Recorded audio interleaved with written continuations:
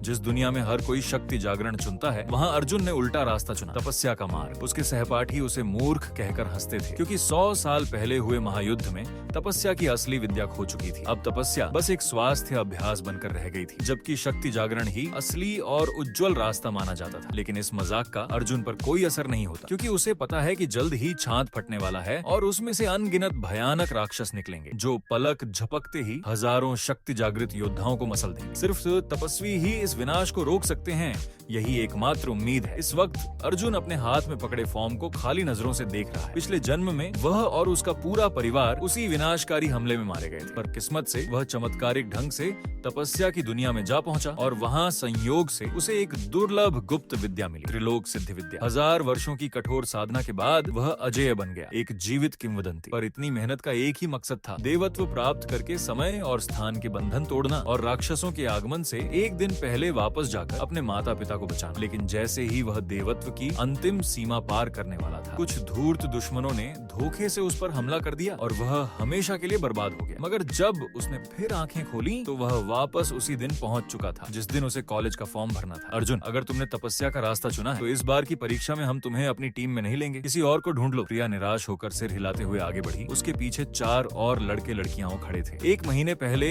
इन 6 लोगों ने साथ मिलकर परीक्षा देने का वादा किया। पिछले हफ्ते जब बाकी 5 ने देखा कि अर्जुन शक्ति जागरण में नाकाम रहा, तो उन्होंने टीम तोड़ने का फैसला कर लिया। आखिर उनकी नजर में एक बिना जागृत लड़का सिर्फ बोझ ही था। ठीक है, अर्जुन ने बिल्कुल शांत स्वर में जवाब दिया। ये सुनकर 5 हैरान रह गए। उन्हें लगा था कि वह मिन्नतें करेगा, गिड़गिड़ाएगा। आखिर बिना जागरण वाले लड़के के लिए कोई टीम ढूंढना आसान नहीं होता। लगता है अर्जुन ने पूरी तरह हार मान ली है। प्रिया के चेहरे पर थोड़ा अफसोस झलका। अपना ख्याल रखना, एक दुबला पतला लड़का विक्रम मुस्कुराते हुए ताना मारा। लगता है हम आज इतिहास बनते देखेंगे। बिना दिमाग खराब हुए भला कोई तपस्या का नाम भी कैसे ले सकता है। आस पास खड़े बाकी छात्र भी हंस पड़े जब उन्होंने देखा कि टीम ने अर्जुन को छोड़ दिया। पर अर्जुन को इसकी जरा भी परवाह नहीं थी। घर लौटने पर माता पिता ने पहले से ही शानदार खाना तैयार रखा था। बेटे के जागरण में नाकाम होने की बात जानते हुए भी खाने के दौरान दोनों जानबूझकर इस विषय से बचते रहे। खाना खत्म होने पर पिता ने उसे रोका। बेटा, ये हमारी 20 साल की जमा पूंजी है, इसे रख लो। हम दोनों भी कभी जागृत नहीं हो पाए, फिर भी अच्छी जिंदगी जी रहे हैं। अब तुम बड़े हो गए हो, कुछ फैसले खुद लेने चाहिए। हम बस इतना ही कर सकते हैं तुम्हारे लिए। ये कहकर उन्होंने एक कार्ड अर्जुन के हाथ में थमा दिया और रसोई में माँ की मदद करने चले गए। अर्जुन वहीं खड़ा रह गया। 1000 साल पुरानी यादें फिर से उसके मन में उमड़ पड़ी। यादों और हकीकत की तस्वीरें आपस में घुल मिल गई। इस वक्त हाथ में पकड़ा कार्ड जैसे मन पर भारी बोझ बनकर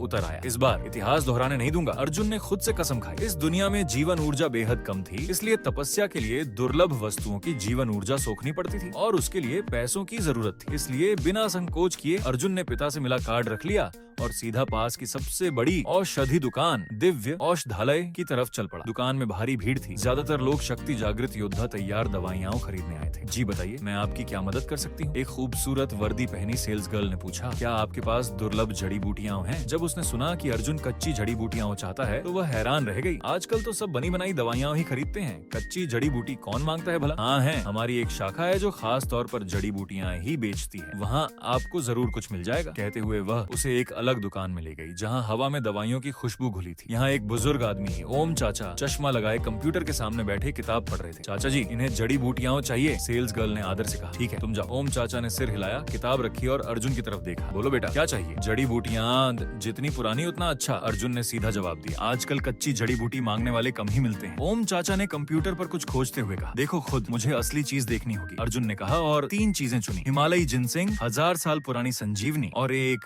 दुर्लभ बूटी। ओम चाचा थोड़े चौंके। आजकल इन महंगी जड़ी बूटियों को पहचानने वाला कोई नौजवान मुश्किल से मिलता है। वह उठे और पीछे की अलमारी से 3 खूबसूरत डिब्बे निकाल लाए। देख सकते हो, हाथ मत लगाना। अर्जुन को तीनों जड़ी बूटियों से हल्की जीवन ऊर्जा महसूस हुई। कीमत क्या है? उसने पूछा। एक की 35 लाख, तीनों की मिलाकर 1 करोड़ 5 लाख। अर्जुन ने हल्की सी मुस्कान दबाई। बहुत महंगा था। उसके पास तो बस 50 कुछ लाख ही थे, सिर्फ एक ही खरीद सकता था। थोड़ी देर सोचकर उसने ओम चाचा से कुछ सस्ती जड़ी बूटियां दिखाने को कहा। बारीकी से जांचने के बाद उसने दाम और असर असर का हिसाब लगाया। 35 लाख ज्यादा है। यह फूल फल सिर्फ 1 लाख का है। जिनसिंग का असर इसके 20 दानों के बराबर है। साल और दुर्लभता जोड़कर भी ज्यादा से ज्यादा 25 लाख बनते हैं। अर्जुन ने शांति से कहा। ओम चाचा की आंखों में चमक आ गई। इतनी कम उम्र में इतनी परख, पर यह जंगली जिनसिंग है। 18 साल की उम्र से पहले नियमित सेवन से जागरण की संभावना बढ़ जाती है। सिर्फ इसी वजह से कम 10 लाख और जोड़ने पड़ेंगे। उन्होंने बगल में रखी उगाई हुई जिनसिंग की तरफ इशारा किया। अगर तुम्हें उगाई हुई जिनसिंग चाहिए तो 10 लाख में दे सकता हूँ। अर्जुन ने एक नजर डाली और सिर हिला दिया। इसमें जीवन ऊर्जा लगभग नहीं थी, उसके किसी काम की नहीं। ठीक उसी वक्त चेहरे पर गहरा घाव लिए एक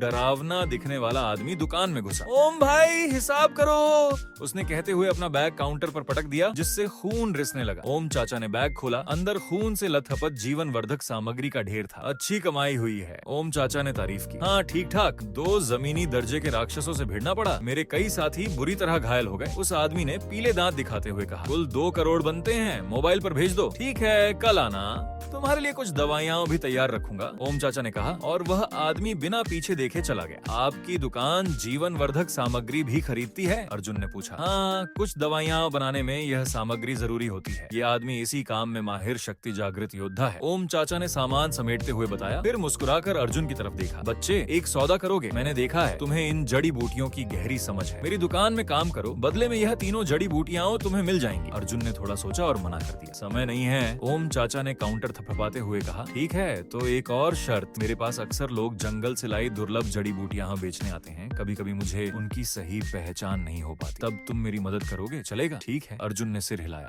ये शर्त उसके लिए बेहद फायदे की थी। ओम चाचा को इसका अंदाजा भी नहीं था। ठीक है, फिर मिलते हैं। उम्मीद है तुम मुझे हैरान करोगे। ओम चाचा ने तीनों डिब्बे अर्जुन को थमाए और सामान समेटने लगे। जड़ी बूटियां लेकर अर्जुन ने टैक्सी बुलाई और सीधा शांति झील पार्क की तरफ निकल पड़ा। पुनर्जन्म के बाद उसने पाया था कि इस पार्क की जीवन ऊर्जा बाकी जगहों से कहीं ज्यादा गहरी थी। तीनों जड़ी बूटियों में जीवन ऊर्जा ज्यादा नहीं थी। किसी आम साधक के लिए इससे अगला स्तर पार करना मुश्किल होता, लेकिन अर्जुन, जो कभी मानव जाति की सर्वोच्च शक्ति तक पहुंच चुका था, इन तीनों का पूरा फायदा उठा सकता था। पार्क में कई बुजुर्ग झील किनारे ध्यान लगाए बैठे थे, पर उनका तथाकथित ध्यान अर्जुन की नजर में बस आराम से बैठना भर था। असली साधना कहीं नहीं थी। वह एक विशाल पेड़ के नीचे बैठ गया। कुछ ही पल में सफेद बालों वाले कुछ बुजुर्ग उसके आसपास आ जमा हुए। पिछले कुछ दिनों में जब से अर्जुन ने साधना शुरू की थी, इन बुजुर्गों ने महसूस किया था कि उसके पास बैठने से उन्हें ताजगी मिलती है, इसलिए वे उसे देखते ही खींचे चले आते। बिना कुछ कहे अर्जुन ने त्रिलोक सिद्धि विद्या चलानी शुरू कर दी। आसपास की हल्की जीवन ऊर्जा खींचकर उसकी तरफ आने लगी। पेड़ की टहनियां हिलने लगी, मानो हरी भरी हो उठी हो। आसपास बैठे बुजुर्गों के चेहरे दमकने लगे, जैसे उनकी उम्र 10 साल कम हो गई। आधी रात बीतते बीतते चांद तेज चमकने लगा, तारे कम दिखने लगे